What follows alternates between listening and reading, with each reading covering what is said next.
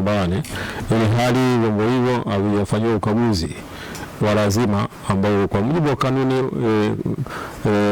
ukaguzi wa lazima unafanyika mara moja kwa mwaka. Sasa tarehe 1 mwezi wa 8 kwa wale ambao watakuwa bado hawajafanya ukaguzi huo, basi watalazimishwa kwa mujibu wa sheria ikiwemo kuandikiwa faini, kadhalika na kwenda kukagua magari yao kwa lazima. Sasa nafikiri tumekuwa sana na kauli mbiu mbalimbali. Moja ya kauli mbiu maarufu ni utii wa sheria bila shuruti. Sasa ni vyema wamiliki, kwa maana wanaotumia vyombo vya moto vyote wakati maelekezo hayo na wakakagulisha, na lengo si kama ambavyo tumekuwa tukiona maoni mengine kwa njia ya mtandao kwamba ni kusanyaji wa maduhuli, kujiongezea vipato, serikali labda na tafuta namna nyingine ya kupata mapato. La hasha. Ukaguzi huu lengo lake ni kufanya vyombo hivi vya moto vinavyotumika barabarani viwe na madhubuti kwa ajili ya kulinda usalama wa mali pamoja na raia, kwa maana mali ni chombo chenyewe. Kama kikiwa kibovu, kikipata dhoruba yoyote, na maana itapotea mali.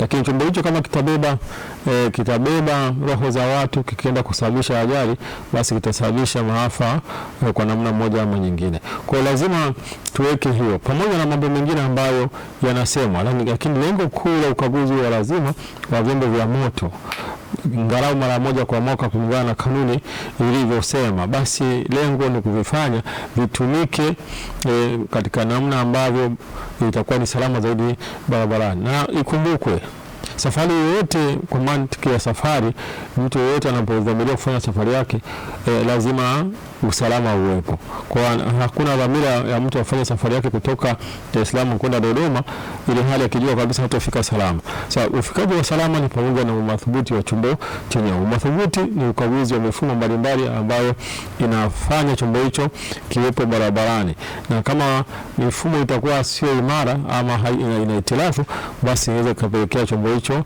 kusababisha madhara kwa watumiaji wengine ama kujisababishia madhara chenyewe, ikiwemo dereva mwenyewe kwenda kusababisha ajali. Kwa hiyo ni vyema achilia mbali maelekezo na wito ambao unatokea.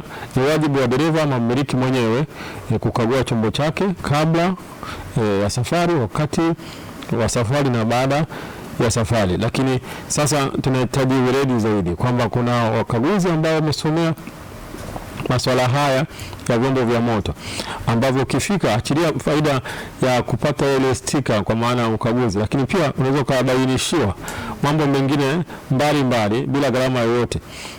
Una chombo chako unataka kupeleka workshop, ukienda gereji kwa dereva kwa fundi, atakuambia mambo mbalimbali ambayo pengine inaweza kukapelekea kuwa na gharama kubwa, lakini katika vituo vya polisi utaelekezwa kwamba mfumo fulani haufanyi kazi vizuri, basi ni bayana kwamba sasa ukarekebishe kwa gharama nafuu. Wewe ambaye ni wa pikipiki ni shilingi 2,000 ukaguzi kufanyika. Sasa unaweza kuona gharama ilivyo chini kiasi hicho, kwamba utabainishiwa mapungufu au kasoro mbalimbali ambayo zimo katika mifumo ya chombo chako cha moto, na ukaelekezwa na nini cha kufanya. Lakini kwa magari binafsi ni shilingi 5,000.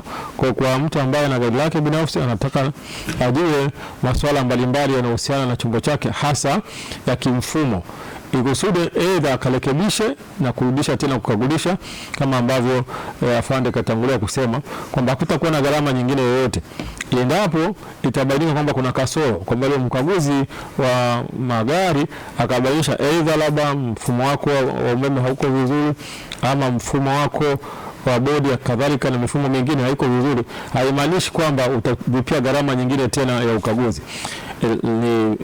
Atakuelekeza na atakuandikia nini cha kwenda kurekebisha, na baada ya hapo sasa utarudi tena kwa gharama ile ile wa gharama ile ile ambayo ulilipia awali. Kwa hiyo control number ulilipia kama ni shilingi 5,000 itabaki vile vile. Kwa hiyo utaenda kurekebisha ile mifumo, utarudi tena kwa mkaguzi kuona kama zile kasoro ambazo alizibainisha katika chombo chako cha moto umeweza kuzirekebisha. Lakini kwa magari ya biashara kama ambavyo tangazo lilivyotoa ni shilingi 7,000 kwa magari yote ya biashara, ya abiria na kubeba mizigo, kadhalika na magari mengine yanayofanya shughuli zake za kibiashara. Kwa hiyo